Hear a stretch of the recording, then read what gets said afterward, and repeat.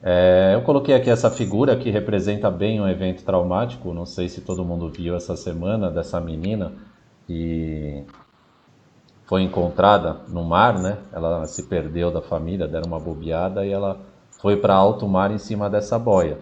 Então aqui já foi um bom exemplo do que pode ser um evento traumático, né? Aqui tem uma frase do Peter Levine que eu gosto bastante, que o trauma é um fato na vida, não precisa, entretanto, ser uma sentença de prisão perpétua. Existem muitas situações que podem gerar o trauma e existem muitas psicopatologias que elas se desencadeiam após um evento traumático e nem sempre elas são diagnosticadas dentro do DSM, um conjunto de sintomas, por exemplo, no transtorno de estresse pós-traumático, né? O que são eventos traumáticos, então? Eventos traumáticos, como está escrito aqui, um evento pode ser considerado traumático se for extremamente perturbador, pelo menos temporariamente sobrecarregar os recursos internos do indivíduo e produzir sintomas psicológicos. As pessoas que vivenciam grandes ameaças à integridade psicológica podem sofrer tanto quanto traumatizadas por lesões físicas ou ameaça de vida, e podem responder igualmente bem às terapias focadas no trauma. Então, assim, um evento traumático é um evento que ele vai sobrecarregar a nossa capacidade de responder a esse evento. Ele vai além da nossa capacidade. E isso já é um ponto que gera essa questão da individualidade. O trauma está muito ligado a uma ameaça. Então, nós temos três reações. Nós, como seres humanos, e nossos ancestrais, inclusive os animais, eles têm essas três reações. A primeira dela, que é a principal, é fugir. Então, se a gente se vê frente a um evento muito forte, que a gente percebe que não tem capacidade de lidar com aquilo, lembrando que a gente está falando de eventos traumáticos, a gente não está falando de um estresse, por exemplo, fazer essa palestra ou outra coisa. Eu tenho um evento, tenho uma ativação, mas eu sei que eu posso dar conta, posso ter esquecer alguma coisa ou não, mas eu tenho confiança que eu posso dar conta. O evento traumático ele é algo que ameaça a nossa integridade física ou psicológica, então a gente coloca a gente em ameaça, a gente se sente impotente nesse momento. Então a primeira reação é sempre fugir. Ela é instintiva, é mais econômica, porque se você fugir, você vai evitar, não vai, vamos dizer, num enfrentamento, você sair ferido. A segunda, se não der para fugir, se você se vê encurralado, você vai lutar. Então, normalmente a pessoa, ou o animal, o ser, você vê isso num ratinho, por exemplo, quando ele está à frente a um gato, ele vai tentar fugir. Quando ele se encurrala e o gato vem, ele levanta e vem para cima. Ele tenta lutar. A terceira, que já para o ser humano ela é disfuncional, é congelar, é o congelamento, é paralisar. Quando você não consegue fugir e não consegue lutar, você não tem condições de lutar, você vai congelar. Tem a frase aqui, congelamos de medo. Ela é uma reação adaptativa, ele vai provocar um estado alterado de consciência, que pode, por exemplo, nos poupar da dor. A palavra mais certa é dissociar. Por isso que quando tem um evento traumático, em que a pessoa acaba de sair do trauma, ela está meio fora do ar. Ela está meio que dissociada. Se não tiver um cuidado muito grande nesses primeiros momentos, ela pode postergar esse estado e até agravar o trauma, né? Então, o trauma em si é evento traumático, tem essa reação de luta ou fuga. Quando isso tudo falha, ele pode vir o trauma. Então, sobre a influência de um evento estressor único ou crônico, prolongado, o caso, por exemplo, que nós estamos vivendo do Covid, é um estado crônico, né? No qual o sistema nervoso é estirado até seu ponto de ruptura e colapso, o corpo, a mente e a alma se desorganizam, transformando-se em um transtorno médico, por exemplo, o transtorno de estresse pós-traumático. Ou seja, não deu conta, o organismo não conseguiu enfrentar e entrou, como ele fala mesmo, em colapso. Então aqui de novo está falando quando os nossos recursos internos não são capazes de lidar com a situação, podemos congelar, paralisar de medo. Nosso corpo-mente se limita à sobrevivência, nos tornamos incapazes de recuperar o equilíbrio. Muitas pessoas com trauma, elas entram nesse estado e não conseguem retornar. Então a pessoa fica meio Ou ela entra num estado de hiperativação, ou seja, a luta e fuga fica instalada e ela vive hiperativada, ou ela entra nesse estado de torpor, de dissociação, em que ela congelou, paralisou. Então, assim, o que vai diferenciar uma pessoa que vai se traumatizar, vai desenvolver um trauma ou um transtorno decorrente disso, e uma pessoa que passa pelo mesmo evento e não. Então, alguns fatores, né? É multifatorial, como quase todos os transtornos. Mais ou menos essa figura da corda, né? Modelo da Diátese. O estresse ele vai precipitar um transtorno ao qual o organismo já está predisposto. Então, os efeitos do estresse eles hiperativam e sobrecarregam um sistema neurofisiológico até que a parte mais fraca é lesada. A reação de luta ou fuga ela é importante saber porque é onde a gente vai trabalhar, onde a gente vai intervir, né? Se a gente pensar que no trauma o sistema nervoso ele foi desorganizado, ele está desregulado, ou ele ficou hiperativado, ou seja, achando que o perigo ele ainda está presente mesmo anos após ter passado o evento, como se ele tiver hipoativado no caso da dissociação, em que ele entrou num estado de torpor ali que não sai mais. A gente vai ter que entrar nessa questão do sistema nervoso mesmo. O sistema nervoso, para ter a reação de luta-fuga, ele vai ser ativado, ou a reação do nosso organismo frente ao estresse, que vai desencadear essa resposta de luta ou fuga, ela vai ser mediada pelo nosso sistema nervoso autonômico. Tem o sistema nervoso central, que é cérebro, o sistema nervoso autonômico, onde vai fazer as reações, como o próprio nome diz, automáticas. Ele tem autonomia, ele faz sozinho. Então, o coração vai acelerar, no caso. Ele tem a atividade simpática, que é o braço do sistema nervoso simpático, que seria a reação de luta ou fuga mesmo. E o parasimpático seria o braço que vai trazer o nosso organismo de volta para o estado de equilíbrio, estado de relaxamento após o evento. Quando o sistema nervoso não deu conta e já entrou em colapso e se já foi, vamos dizer, entrou em desequilíbrio por conta do evento do traumático, esse sistema ele fica desregulado, ou para mais ou para menos. Para entender um pouquinho isso, como funciona e como isso se perpetua, eu não vou entrar em detalhes de neurofisiologia, que eu acho que até não daria tempo aqui, também não vai ser tão relevante. Mas tem uma estrutura no nosso cérebro, ou duas, né, que nosso cérebro tem, que é a amígdala. Ela tem uma no hemisfério direito, uma no hemisfério esquerdo, que é como se fosse um detector de ameaça. Essa amígdala ela é responsável por toda essa reação que eu falei. Então, quando a gente tem contato com um estímulo qualquer, seja ele um assaltante, um predador, um vírus, ela vai deixar o nosso corpo, ela vai ativar todas as estruturas cerebrais e, consequentemente, fisiológicas, para a gente ter uma reação adequada frente a essa ameaça. A amígdala, como eu falei, ela atua como sensor de ameaça. Quando ela se vê em perigo e com falta de controle, ela interpreta aquilo como perigoso e desencadeia toda essa reação, que vai ser uma reação em cadeia, que vai envolver vários mecanismos hormonais, fisiológicos, neuronais.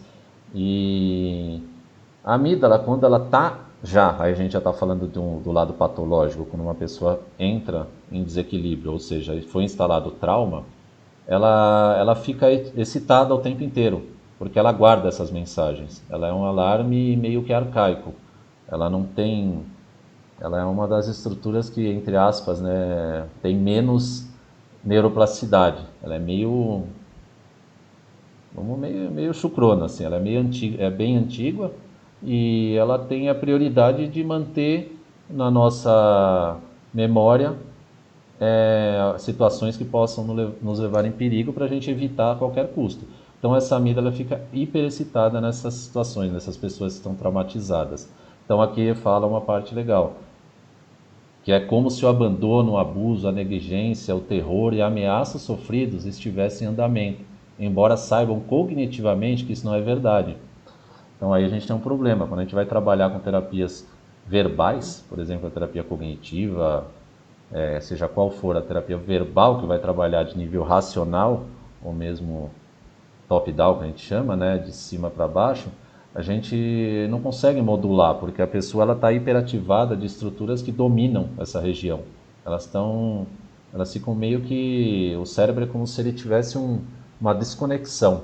Ele trabalha meio que, o que era para ser, o que trabalhava em conjunto, em sincronia, ele desconecta e essas áreas elas têm muito mais força do que o neocórtex, por exemplo, que é mais responsável pela, pela modulação dessas áreas, né, por um pensamento mais racional. Então, os gatilhos, eles ficam retidos na amígdala, como está aqui, e eles podem causar erupções diárias em pessoas com trauma de desenvolvimento, por exemplo, que é um dos tipos de trauma, como o alarme de carro desregulado. O alarme de carro desregulado, passa um carro na rua, ele buzina, passa alguém andando, ele buzina. Então ele fica avisando o tempo inteiro que alguém está tentando roubar, sendo que na verdade ele está desregulado, ele está com um problema. Isso vai gerar um sistema nervoso superativado, né? Então a reação, aqui no caso, ficamos traumatizados quando a reação do nosso sistema nervoso às ameaças torna-se crônica. E nosso cérebro superior não consegue mais modular ou inibir essa ativação, é o que eu acabei de falar. Continuando a secretar hormônios do estresse para lidar com uma ameaça que já não existe mais. Então o nosso cérebro fica o tempo inteiro liberando cortisol, adrenalina, noradrenalina, até que isso se esgote, né, que entre numa fadiga. Então a abordagem usada que a gente usa lá no consultório, a gente combina neurofeedback, que é o treinamento do cérebro, biofeedback, que é o treinamento do periférico, e a psicoterapia. Então o objetivo é atingir um estado mental relaxado, calmo, focado, capaz de resolver problemas. Retornar a este estado de atenção relaxada após um período de estresse é um sinal de resiliência.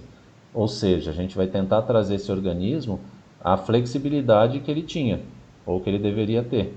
Então a gente vai trabalhar com treinamentos para tentar estimular esse organismo a voltar a ter essa flexibilidade, ou seja, entrar em estado de ativação frente a uma ameaça, a um desafio, e desativar assim que esse desafio passou, que essa ameaça passou.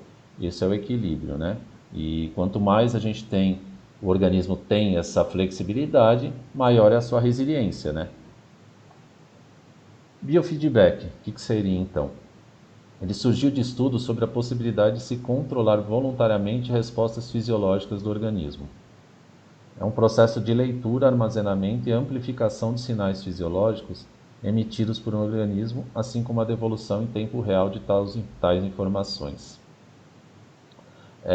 Como que isso funciona na prática?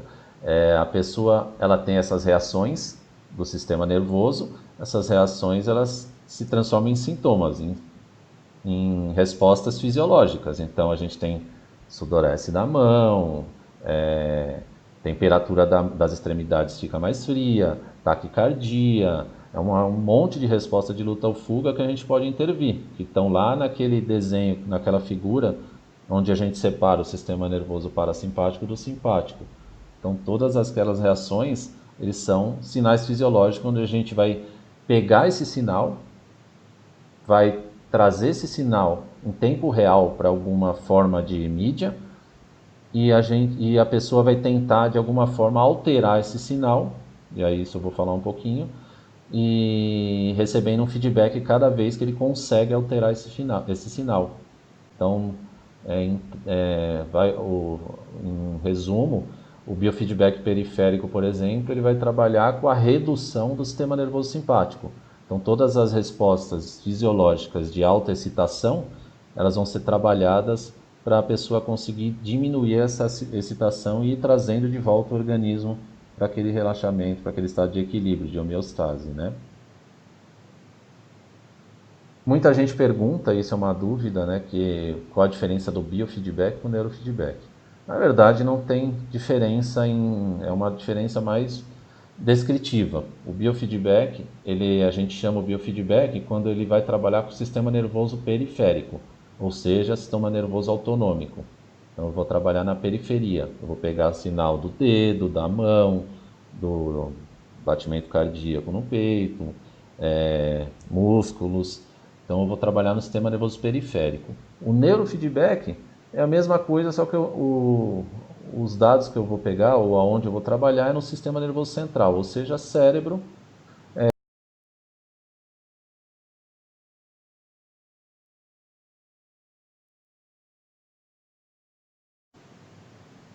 Aqui é a mesma coisa de uma forma diferente, tá vendo? O neurofeedback ele vai trabalhar com o sistema nervoso central, cérebro. Tem algumas modalidades, né? O biofeedback vai trabalhar periferia, sistema nervoso autonômico. Um vai trabalhar sistema nervoso central, outro sistema nervoso autonômico, sistema nervoso periférico. Então aqui é a variabilidade da frequência cardíaca, que é batimento cardíaco. Aqui também batimento cardíaco, eletromiografia, atividade muscular, pulso, resistência galvânica da pele, que é um sinal de ativação da sudorese das mãos, e temperatura, também nas extremidades, né? Aqui tem um desenho mostrando, tá vendo? Você pega cada sensor, tem um amplificador, ele vai trazer esse sinal em tempo real e devolver esse sinal para a pessoa em forma de alguma mídia. Aqui no caso, por exemplo, está mostrando carinha vermelha se ele está muito ativado. Quando ele começa a melhorar a ativação, ou seja, reduzir a atividade do sistema nervoso simpático ou relaxar, vai ficando verde. Aqui é só um exemplo, né, do desenho. Modalidades de biofeedback. O biofeedback, ele, como eu falei, ele é um termo guarda-chuva. Ele tem diversas modalidades. Vou falar algumas delas aqui que são as que eu mais uso e que a gente mais usa dentro do consultório, né? Temperatura da pele. Então a gente tem um sensor, que é um termômetro normal. Ele é ligado no dedo da pessoa, em algum ponto, né? Normalmente coloca no dedo, nas mãos, na periferia, que é onde tem a reação, né, mais forte. Então, quando a pessoa está hiperativada, ou seja, o sistema nervoso simpático dela está hiperativado, ela vai ter uma reação de luta ou fuga, e uma das reações é uma vasoconstrição, ou seja, uma diminuição da circulação nas periferias. O sangue ele vai todo para os músculos, para os órgãos mais vitais, que é para a pessoa poder ter mais energia para lutar ou fugir. A gente tem que lembrar que a reação que o organismo vai, vamos dizer, ter frente ao estresse é lutar ou fugir. Então ele vai ter essa diminuição. Então a gente sabe que quando a temperatura está muito baixa na extremidade, que a atividade simpática está ativa, está muito ativa. Então o que a gente vai treinar? A gente vai treinar, no caso que nem aqui, o aumento da temperatura periférica para a gente ter uma redução da atividade simpática. Como que a gente pode usar isso, né? Tem diversas maneiras. A gente pode usar com relaxamento, ou a pessoa só olha, por exemplo, aqui no caso, sempre no biofeedback, isso é uma coisa importante, tem que ter uma devolução de informação, não é só uma mensuração. Por exemplo, Jung, ele usou um galvanômetro lá atrás, ele media a atividade da resistência galvânica da pele para saber a ativação da pessoa, e quando ele falava palavras e pedia para a pessoa repetir uma associação para aquela palavra, ou seja, o que ele estava medindo? Ele estava mensurando uma atividade emocional. Ali ele sabia qual palavra tinha maior peso emocional. Mas no caso ele não estava fazendo um biofeedback, porque ele só monitorava. A pessoa não via o que ele estava monitorando. Aqui no caso não, a pessoa ela é ativa nesse processo, ela está observando um gráfico e ela vai desenvolver estratégias para aumentar a temperatura, no caso aqui desse biofeedback de temperatura. Então ela vai aprender a se autorregular. Isso exige um treinamento, né? Por exemplo, aqui o treinamento autógeno é um treinamento muito legal para quem não conhece. Ele é antigo, mas na minha opinião ainda é um dos melhores para lidar com essa desregulação, principalmente com a hiperatividade do sistema nervoso simpático, onde você basicamente no treinamento autógeno você trabalha com relaxamento e com uma sugestão, uma autossugestão de peso, calor e algumas coisas. Então a gente trabalha com essa questão do peso e calor nas mãos e trazendo esse feedback da tela para a pessoa ter um guia, vamos dizer, para saber se ela está indo bem ou não. Resistência galvânica da pele ele é também nas mãos, ele vai pegar a taxa de sudorese, né? Então, uma corrente passa, não sei se está dando para ver bem aí, mas tem uma corrente, tem 2 sensores, um em cada dedo, vai passar uma corrente elétrica de um para outro. Quanto mais suada a mão tiver, mais corrente vai passar, porque aumentou a condutividade da pele. Quanto menos suada ela tiver, menos corrente vai passar. A gente sabe que sudorese nas mãos é uma resposta do sistema nervoso simpático. Então, o que a gente faz? A gente monitora, né, a atividade e a gente tenta diminuir. A pessoa vai tentar relaxar para a mão dele ficar mais seca, que significa uma redução da atividade simpática. E aqui está o gráfico que ele vai vendo na tela, por exemplo, que ele vai reduzindo. Então, ele tem lá em tempo real o que está acontecendo com o sistema nervoso dele. Então, ele vai praticando alguma técnica. A gente pode usar o relaxamento, qualquer tipo de relaxamento, só o Jacobson que talvez mexe muito, mas qualquer tipo de relaxamento a gente pode usar que ajuda bastante nessa linha. Aliás, o relaxamento, ele, para quem está hiperativado, é uma das melhores formas de intervenção, né? Eletromiografia, vai trabalhar na atividade muscular, então ele está pegando 2 pontos de qualquer lugar, a gente pode colocar no trapézio, pode colocar onde quiser. Normalmente, quando está relacionado à dor tensional, a gente vai no local da dor, mas para fazer uma regulação do sistema nervoso, pode ser em qualquer lugar. Normalmente onde a pessoa fala que fica mais ativado, né? E a mesma coisa, quando ele tem uma ativação muscular muito forte, vai ter uma atividade elétrica mais alta, isso vai ser também levado e amplificado por um sistema que vai trazer de volta para ele em forma de algum gráfico, um desenho, um jogo, onde cada vez que ele vai diminuindo, ele vai tendo um feedback, né? Ou seja, a imagem fica clara, ou um som, ou a música que ele está escutando aumenta. Ele vai ter que ter um feedback para se autorregular, né? Normalmente a gente usa o relaxamento também para trabalhar junto com a eletromiografia. Variabilidade da frequência cardíaca. Esse é o melhor de todos, é o que eu mais uso, mas ele é o mais complexo também. Ele é emprestado da cardiologia, né? É uma variável que ela é bem usada na cardiologia e hoje já se tem bastante estudo relacionado à flexibilidade do sistema nervoso autonômico. Tem estudos até com psicologia, inclusive, por exemplo, pessoas com uma variabilidade da frequência cardíaca antes e depois de um processo de terapia, e essa variabilidade ela aumenta sem ter nenhuma intervenção fisiológica, ou seja, trabalhar com psicologia, ou seja, com a forma que a gente interpreta os eventos, também ajuda a regular o nosso organismo. O que seria a variabilidade da frequência cardíaca? Vou tentar explicar de uma forma meio que dê para entender de forma mais simples. Aqui, descreve as oscilações dos intervalos entre batimentos cardíacos consecutivos. O nosso coração, ele não é um metrônomo, nem deve ser. Ele vai bater, por exemplo, uma pessoa que pega o pulso e fala, eu tenho 60 batimentos por minuto. Essa pessoa não tem um batimento por segundo, nem deve ter. Ela vai ter uma variável. O batimento ele não é, como eu falei, um metrônomo. Como aqui nessa figura está mostrando. Ele bate aqui, então vamos supor que de 60 até 80, ele vai oscilar um pouquinho. Uma hora bate 60, o outro 60, em cima de uma média a gente vê que oscila.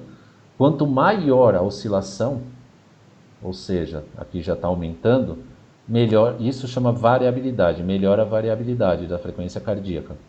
Ou seja, melhora a capacidade que o coração tem e, consequentemente, o sistema nervoso autonômico da pessoa tem de reagir, de fazer aquela flexibilidade, de ativar frente à ameaça e desativar assim que a ameaça passou. Ou seja, se você tem um coração que não tem variabilidade, que a variabilidade é baixa, você está dormindo, ele está batendo a 60 batimentos por minuto. Você está subindo uma escada, ele está batendo a 60, ou vice-versa. Você está dormindo, ele está batendo a 100, desculpa, vice-versa não. Ou você está dormindo, ele está batendo a 100, e você está subindo uma escada, ele está batendo a 100. Ele não tem uma adaptabilidade, ele é meio que estático, ele está inflexível, está rígido. Então, assim, por que eu falei que ela é a melhor? Quando a gente fala de sistema periférico, a gente está trabalhando o sistema nervoso simpático. O único que a gente trabalha com os dois, que é o sistema nervoso parasimpático e o sistema nervoso simpático, é esse, é o da variabilidade da frequência cardíaca. Então, ele trabalha tanto a ativação simpática como parasimpática. A respiração é a porta de entrada, né? Como eu falei, quando a gente inspira, o coração acelera, isso é um fenômeno natural. Quando a gente expira, o coração desacelera, o batimento cai. Quando a gente entra com a respiração, a gente vai tentar encontrar, e isso a gente encontra com a ajuda de um equipamento, né, de um software, a frequência ressonante, respiratória ressonante, ou seja, qual frequência respiratória, quantos ciclos por minuto, que vai trazer um melhor equilíbrio para esse sistema nervoso. Ou seja, qual ritmo respiratório vai ter uma melhor resposta na variabilidade da frequência cardíaca. Eu já vou adiantando que 95 acima de pessoas vai responder melhor com um ritmo de 6 respirações por minuto. 6 respirações por minuto vai dar 10 segundos cada ciclo de inspiração e expiração. Normalmente a gente usa aí para diminuir a atividade simpática, a gente quer estimular mais o parasimpático. Como a expiração a gente está estimulando uma redução do batimento cardíaco ou uma atividade parasimpática, a gente vai trabalhar numa proporção 40-60. Então é 4 segundos inspirando, 6 segundos expirando. Essa respiração ela vai funcionar como frequência ressonante para 95% da população. Um ou outro vai ser fora disso, mas é perto disso, que é de 5,4 a 6,5. E alguns, com o treino, vai diminuindo cada vez mais, porque vamos dizer, a respiração vai ficando cada vez mais lenta, a respiração de base da pessoa, né? Então é uma coisa que a gente pensa que a respiração ela é só um resgate, né? É só uma forma da pessoa lidar com as emoções intensas. Por exemplo, a pessoa que tem ansiedade, ela aprende a respiração diafragmática para poder, numa hora de crise, ela usar aquela respiração para trazer o equilíbrio. Mas se a gente treina essa respiração diariamente, e aí é treinar mesmo, que nem a colega fez uma pergunta, o tempo vai ser de acordo com o treino. Quanto mais treinar, mais rápido vai ter os resultados. Então você tem o equilíbrio do sistema nervoso. E aí isso pode ser para ansiedade, para depressão, para qual for o modelo, seja hipo ou hiperativação. Neurofeedback. Aí entra a parte do sistema nervoso, a parte cerebral, né? Quando a gente estava pegando no biofeedback, temperatura, voltagem ou resistência galvânica da pele, batimento cardíaco, no neurofeedback é a atividade elétrica do cérebro, ondas cerebrais. Uma onda cerebral, de forma muito resumida, é a somatória da atividade elétrica resultante do disparo sincronizado de milhares de neurônios. Ou seja, a gente coloca um eletrodo no cérebro, que a neurologia já faz isso, e vai pegar uma atividade elétrica. Essa atividade elétrica ela vai ser uma bagunça, um monte de frequência junto. O que a gente faz no neurofeedback, a gente não, os softwares fazem, é dividir essas ondas em frequências. Então, no próprio EEG a gente consegue ver isso, mas basicamente a gente vai entender um pouquinho de onda cerebral de acordo com a velocidade, né? Então, se a gente pegar aqui, esse desenho é só ilustrativo, não tem a quantidade, mas, por exemplo, ondas delta, que são as mais lentas, pode ver que tem aqui teria 1 segundo. Então, ela é medida em hertz. Quantos picos por segundo? No caso aqui, ele está só 1, mas pode ser de 0 a 4 o delta. Teta, 4 a 8, é uma atividade um pouquinho mais rápida. Alfa, que é a mais conhecida, de 8 a 12 picos por segundo. Beta vai de 13, que é onde acaba a alfa, até 37. E o gama, mais de 38. O que que isso significa? Vamos dizer, é muito complexo, mas eu vou tentar resumir o que que significa esse delta, teta, alfa, beta. A velocidade que o cérebro funciona vai indicar como ele está funcionando, né? No caso, por exemplo, delta. Se a gente tem um predomínio de ondas delta, no sono, a pessoa está dormindo, então onda lenta, não está processando nada, não tem atividade, então a gente espera uma onda bem lenta. Ondas teta, quando ela está introspectiva, estados meditativos, muito relaxada, vamos dizer, com atividade praticamente subconsciente. O alfa é aquele estado que você não está fazendo nada, mas está acordado. Você está atento, está relaxado, está na praia olhando aquela visão aberta, onde você enxerga a onda, enxerga um morro, passa uma pessoa, mas está lá de boa, tranquilo. O beta, aí vai de 13 para cima, vai aumentando de acordo com o processamento do cérebro.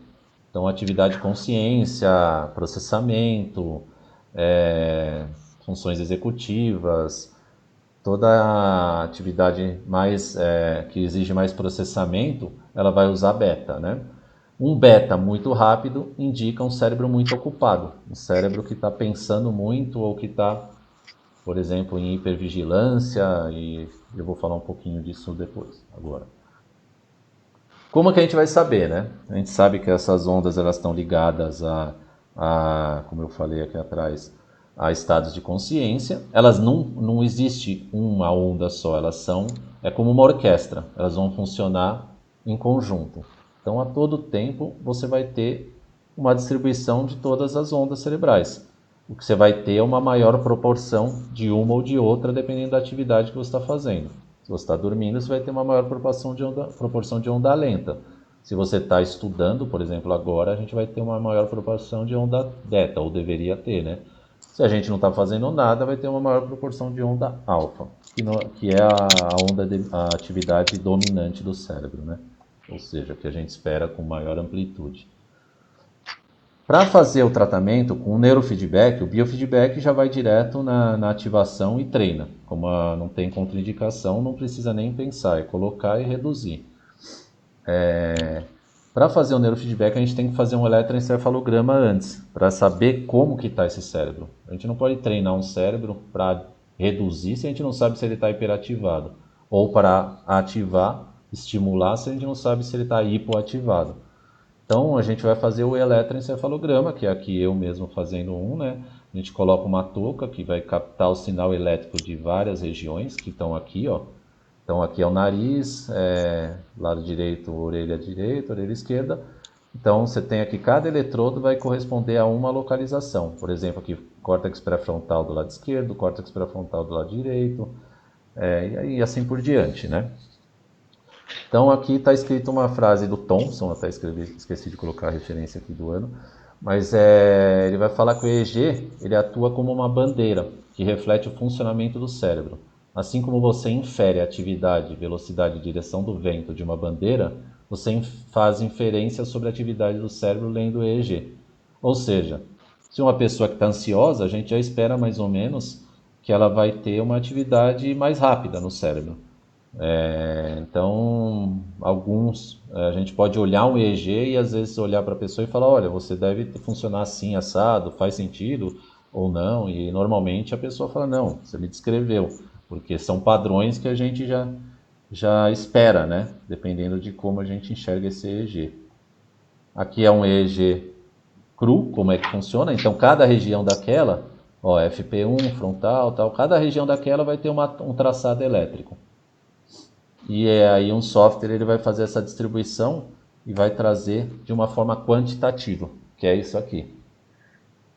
Então aqui, a avaliação quantitativa, o objetivo dela é verificar o que é diferente dos padrões esperados, normais, entre parênteses, eu coloquei aqui porque isso é relativo, no EEG do seu cliente para que você possa decidir sobre um programa de treinamento, de normalização do EEG.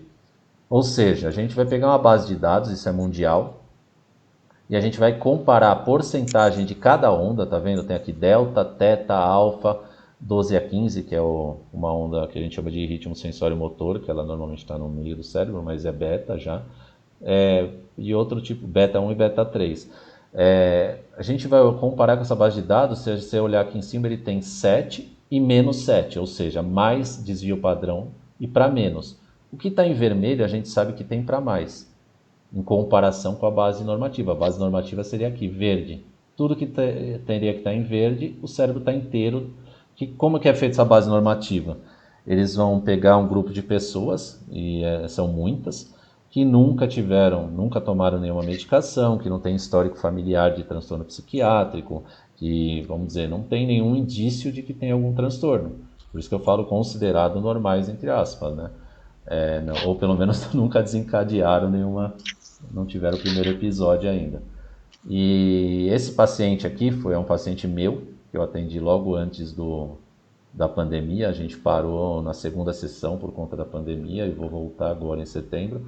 Ele é um caso de trauma, por isso eu quis trazer. Esse paciente ele foi atacado por um enxame de abelhas num acampamento. Foi um acampamento que ele fez com uma igreja que ele frequenta e ele foi atacado. Contaram 100 picadas no corpo. Então esse rapaz ele entrou, vamos dizer, num estado de muito medo, foi um trauma. Ele não tinha socorro, ele ficou entre demorando e se vai, para onde não vai, aquela história de vai ter um choque, uma alergia, um choque assim, tudo passou pela cabeça dele, ele fala, e a partir daí ele começou a ficar hipervigilante e desenvolveu a primeira crise de pânico e, consequentemente, ele desenvolveu transtorno de pânico, né? Mas a base de tudo parece ter sido esse trauma. Se a gente olhar aqui nessa região frontal, que é FZ, bem no centro, que a gente chama de o cingulado anterior, ela está muito para mais, em onda lenta, teta. Esse paciente está de olho aberto aqui. Não deveria ter essa atividade lenta aqui para mais. E uma região que a gente olha bastante em trauma, que são os temporais, aí eu vou lembrar daquela história da amígdala. A amígdala está aqui mais ou menos, ela está bem perto da região temporal. Então, pacientes que têm a amígdala hiperativada, ela vai se expressar aqui, nessa região. Normalmente desse lado aqui, mas onde mais dá para ver é aqui no temporal com uma atividade rápida. O que acontece? O conjunto de hiperatividade da amígdala com uma hipoatividade no córtex frontal, aqui no caso do cingulado anterior, que é uma região importantíssima para modular essa atividade, ele tem o pânico. Ele entra em estado de alerta e não consegue ressignificar isso. Aqui essa foto mostra bem o como a gente enxerga esse EEG, né? De que forma que a gente consegue enxergar o que no paciente está a mais ou a menos comparado com a base normativa, né? Como que a gente faz o treinamento? Não é esse paciente, no caso, aqui é uma outra figura de outro paciente meu, né, aqui meu consultório. Então, no caso, a pessoa, por exemplo, esse sensor aqui na frente é a região lá onde ele está com excesso de ondas teta. Então, vamos supor que eu quero reduzir essa atividade de onda teta. Quero aumentar aqui uma atividade, por exemplo, beta, que é de processamento. Então, o que eu vou fazer? Ele vai assistir um filme, um vídeo, não importa o que eu use de mídia, o que ele preferir. Cada vez que ele consegue reduzir essa atividade teta e ou aumentar a beta, que é o que é esperado ali, ele consegue assistir o vídeo. Quando ele entra de novo em ativação dentro da janela que eu não quero, que é teta, que eu quero inibir, ele não consegue mais, e aí vai pontuando. E ó, é um antes e depois. Então aqui a gente vê a mesma coisa do lado esquerdo todo hiperativado, né? Lembrando que o que tem em vermelho está a mais e o que tem azul tem a menos. E aqui depois a gente vê que foi estabilizado, né? Então é mais ou menos assim que a gente faz o neurofeedback. E era o último mesmo.